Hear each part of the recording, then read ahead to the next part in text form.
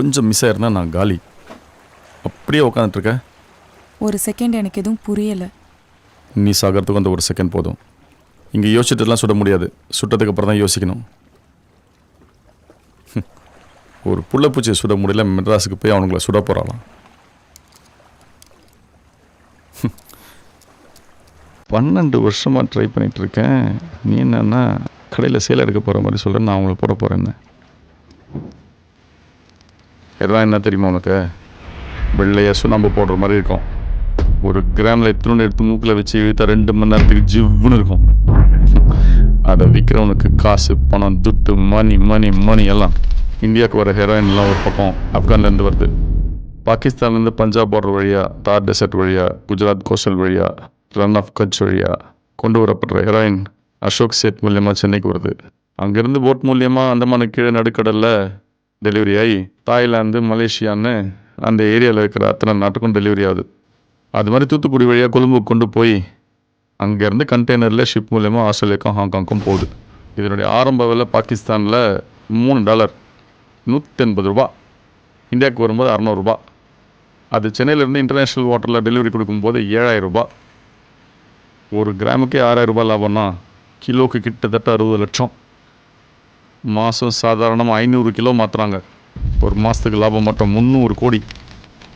அப்போ வருஷத்துக்கு எவ்வளோன்னு யோசிப்பார். ஒரு ஸ்டேட்டோட எலெக்ஷனையே நடத்தலாம். இதுக்கு சப்போர்ட்டாக இருக்கிறவன் தான் இவனுங்களுக்கு மேலே இருக்கிற மினிஸ்டர் தமிழ்வாணன்.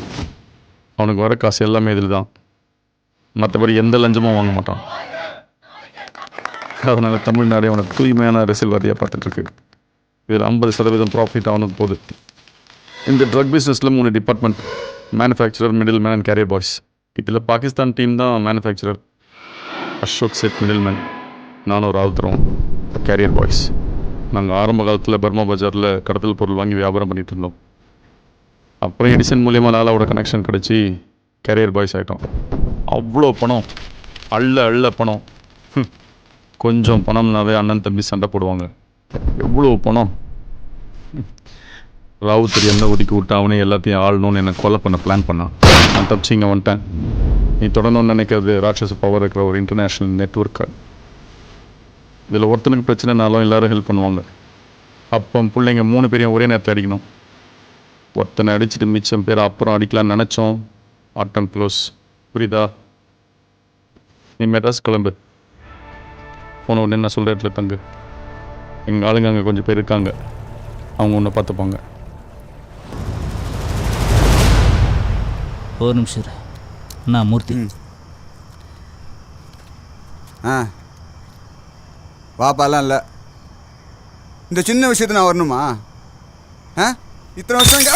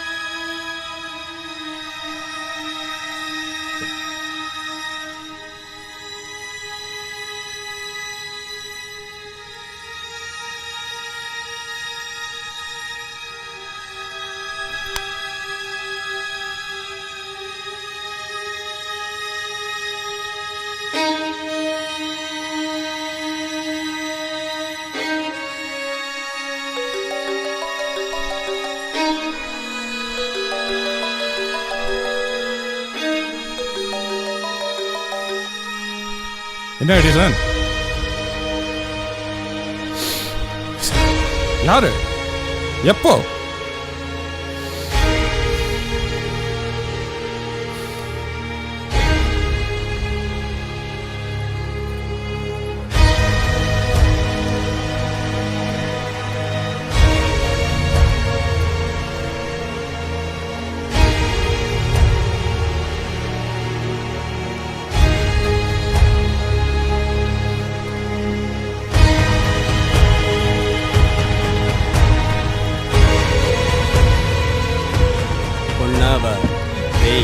எப்பரா இப்படி யோசிக்கிறாங்க?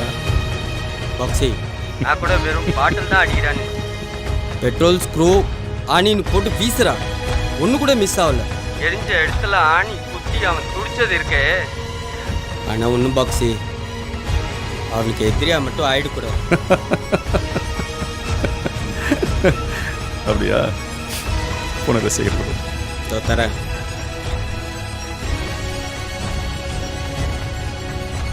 ரசியா, பாக்ஸி லைனில். பாய். நினச்சபடி நடந்தா அதில் கிடைக்கிற சந்தோஷமே தனி.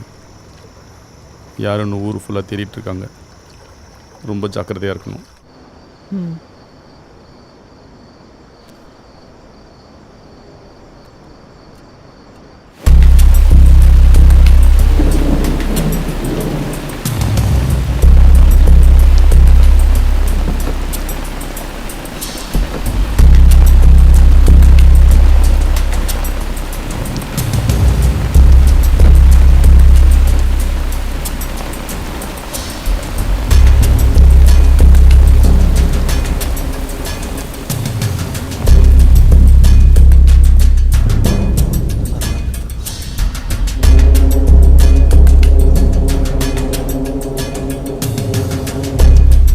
சார், போஸ்ட்மார்ட்டம் முடிஞ்சிருச்சு. நிறைய பாட்டில் அவர் மேலே அடித்து உடச்சிருக்காங்க. எரியிற பெட்ரோல் பாட்டிலில் துருப்பிடிச்ச ஆணி ஸ்க்ரூலாம் போட்டு அடிச்சிருக்காங்க. இது பத்தாததுக்கு அந்த ஆணியோடு சேர்த்து பிளாஸ்டிக் துகள்களையும் கலந்துருப்பாங்கன்னு நினைக்கிறேன். அவர் பாடியில் சல்ஃபூரிக் ஆசிட் ட்ரேசஸ் நிறைய இருந்தது. தட் மீன்ஸ் ஆசிட்டாலே அடிச்சிருக்காங்க. மொத்தம் 49 ஆணி, 9 ஸ்க்ரூ, 103 கிளாஸ் பீசஸ் அவர் உடம்புலேருந்து ரிமூவ் பண்ணியிருக்கிறோம். அதோட 100% பர்ன்ஸ். நரகத்தில் கூட தண்டனை இப்படி கடுமையாக இருக்கும்னு நினைக்கல சார். ரொம்ப கொடூரமான சாவு சார். ஹாரிபிள். ரிப்போர்ட் எப்போ கலெக்ட் பண்ணிக்கலாம்? ரிப்போர்ட் நாளைக்கு ஈவினிங் கலெக்ட் பண்ணிக்கோங்க.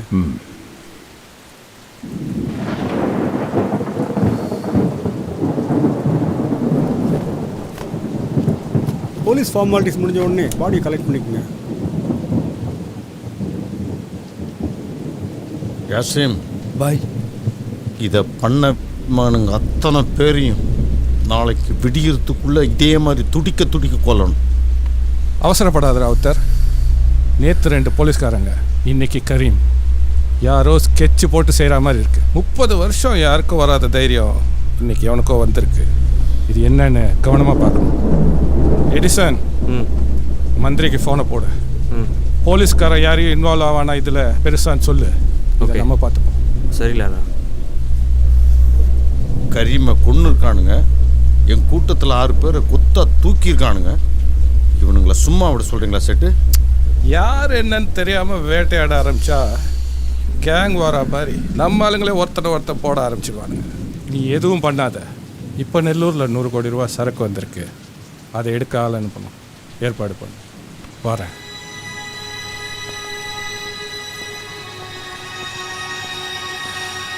என்னவாப்பா அண்ணன் செத்து கிடக்குறான், எதுவும் சேத சரக்கு எடுக்க ஆரம்பிச்சு சொல்றாங்க.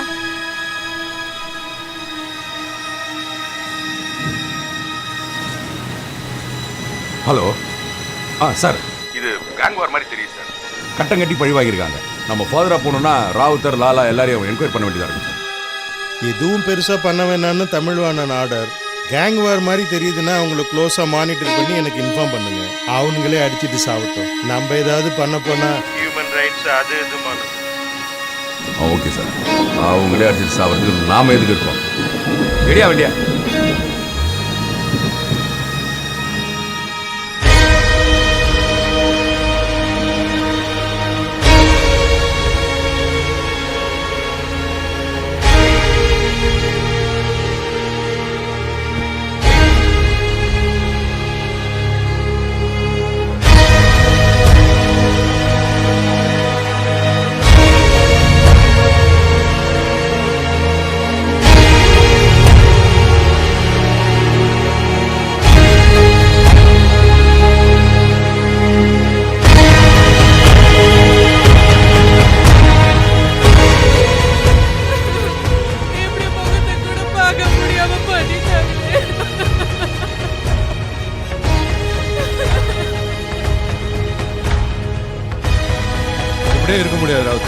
வேலை கிடத்துல அடுத்தது பாரு.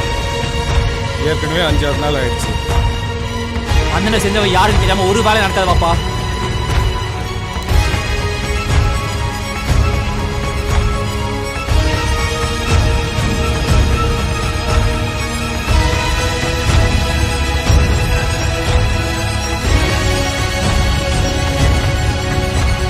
நான் கிளம்புறா.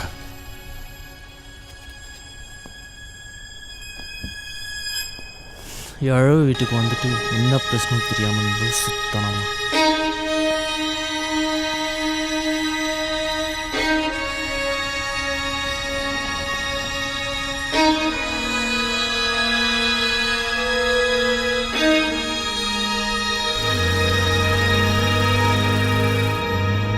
நாளைக்கு நெல்லூர்லேருந்து சரக்கு எடுக்கணும். ராவுத்தர் கரீம் செத்ததுலேருந்து ரொம்ப ஆடி போயிருக்காரு.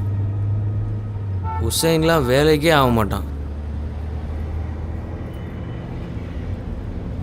பாக்ஸி ஃபோன் பண்ணான்.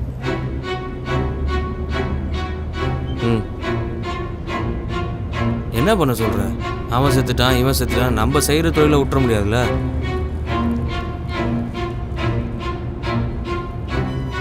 உனக்கு ஓகேன்னா நான் அவனை வேலை பார்க்க சொல்கிறேன்.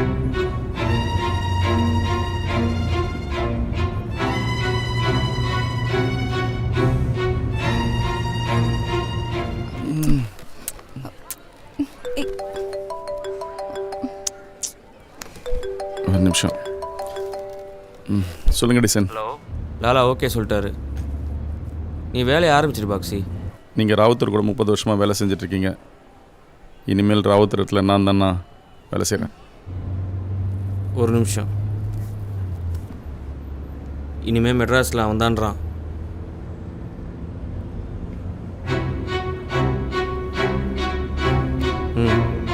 சரி பாக்ஸி. லாலா ஓகே. என்ன மெட்ராஸ் மேரா ஹே.